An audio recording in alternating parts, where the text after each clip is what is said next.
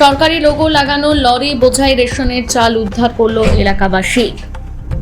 সরকারি চাল, গম, আটা রোদে শুকনো হচ্ছিল। জিজ্ঞাসাবাদ করতে উঠে আসে চাঞ্চল্যকর তথ্য। পুলিশের হাতে আটক একজন।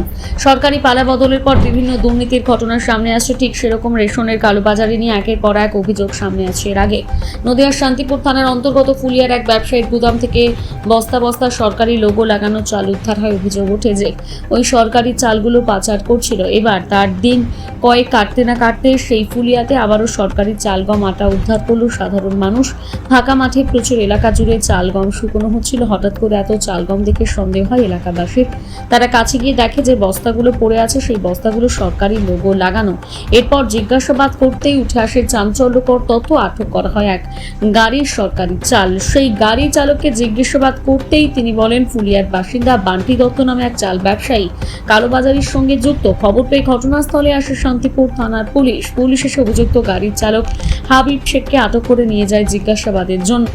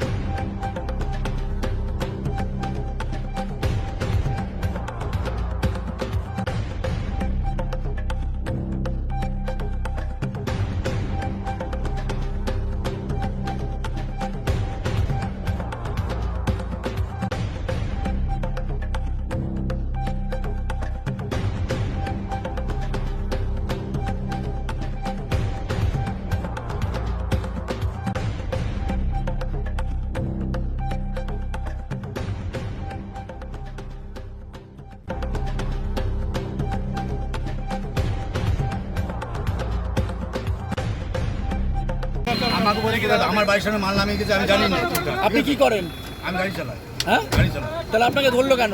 বলছে না তোর বাড়ির সামনে। কদিন ধরে এই ব্যবসা করতেন? আপনি যদি উল্টো কথা বলেন, উল্টো কথা। হ্যাঁ হ্যাঁ, কি নাম আপনার? আপনার কি নাম? কি নাম? এই মুহূর্তে দেখতে পাচ্ছেন পুলিশ একজনকে গ্রেফতার। কি নাম আপনার? উত্তম ঘোষ। হ্যাঁ, কি অভিযোগ, মূলত কি অভিযোগ আপনাদের? অভিযোগ এখানে দেখছি গম, পচা গম, ছাতা ধরা গম, আটা এই দেখছি। কে বা কারা না এটা বলতে হবে না, কে বা কাটা নিয়ে এসছে তা বলতে হবে। আজকে কি প্রথম দেখলেন নাকি এর আগেও হয়েছিল? না, আজকেই প্রথম দেখছি। কি মনে হচ্ছে আপনাদের? ওইটা আটাটা ভালো না, এটাই দেখছি। এই গম দেখে এই আটা তৈরি হচ্ছিল কি? হ্যাঁ, তা তো বলতে হবে না। আপনারা রেশন থেকে কি পান, গম না আটা? গম পাই। হ্যাঁ, গম আটা না গম? গম গম দেয় রেশন থেকে। তাহলে এই যে এই যে গমগুলো যে এই যে মানে নিম্নমানের, কি বলবেন? এই গমটা ভালো না। এই গমের মধ্যে কি কি রয়েছে, কি সমস্যা? গমের মধ্যে সমস্যা, নোংরা সোংরা সব কিছু আছে। এই মাঠে কি হচ্ছে গম? মাঠে নিয়ে এসে গমটা শুকাচ্ছে। দাদা, মূলত কি অভিযোগ আপনাদের?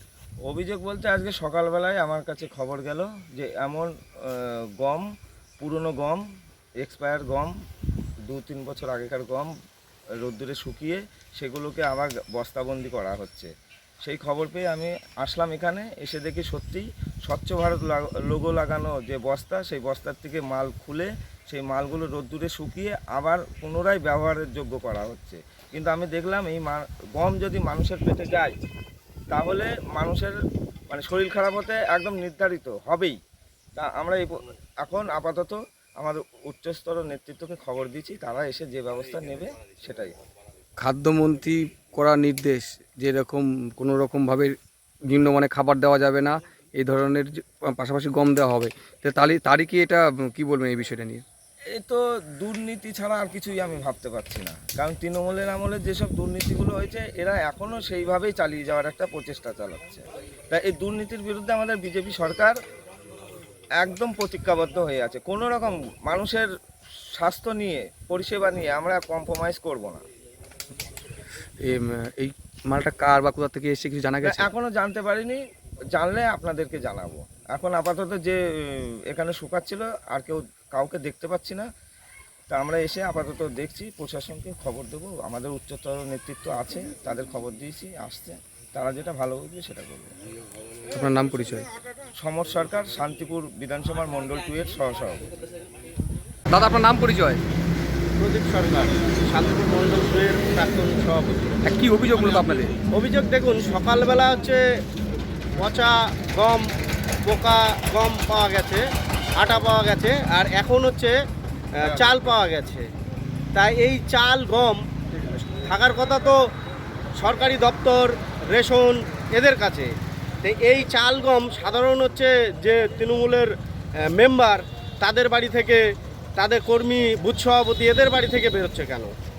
এরকম হচ্ছে হাজার হাজার, ধরেন এই চাল গম হাজার হাজার বস্তা এদের হয়তো ঘরে আছে।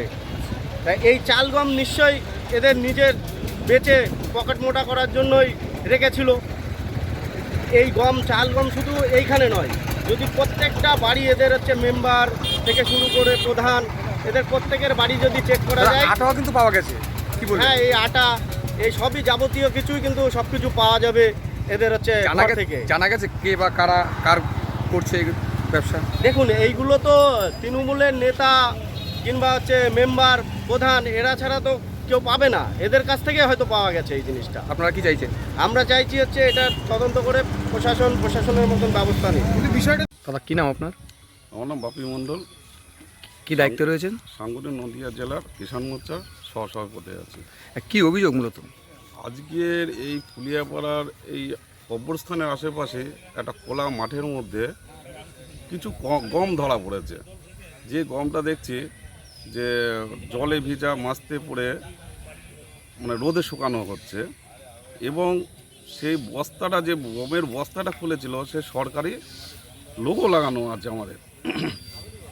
এটা কোথার থেকে আসলো? এই গমটা এসছে তৃণমূল সরকার, চোর দুর্নীতি যারা করেছেন তাদের থেকে এই গমটাই এসছে। আসার পর তারা এখন হজম করতে পারছে না।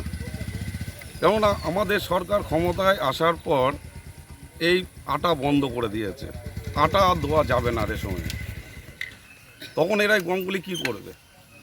এই গমগুলি নিয়ে বিভিন্ন জায়গায়, কিছুদিন আগেও আমরা দেখেছি ফুলিয়া রেল স্টেশনে গাড়ি ভর্তি করা আমরা চাল ধরেছি। আজকে দেখছি এখানে গাড়ি ভর্তি করে রোদে হচ্ছে তৃণমূল সরকারের দুর্নীতির, চোর দুর্নীতির গম ধরা পড়ছে। এই গম রোদে শুকিয়ে মানুষের মধ্যেই আটা খাওয়াচ্ছে। আটাও এখানে পড়ে আছে, যে আটা মানুষের একদম বিষ হয়ে গেছে, সেই আটা মানুষের মধ্যে নিয়ে এসে খাওয়ানো হচ্ছে। এই তৃণমূল সরকার এইগুলি করেছে। এই চোর, এই দুর্নীতি সরকার মানুষকে মরার জায়গায় নিয়ে চলে এসেছিল। মানুষ বুঝতে পেরেছে, মানুষ বিজেপিকে ভোট দিয়েছে, বিজেপি সরকার ক্ষমতায় আছে।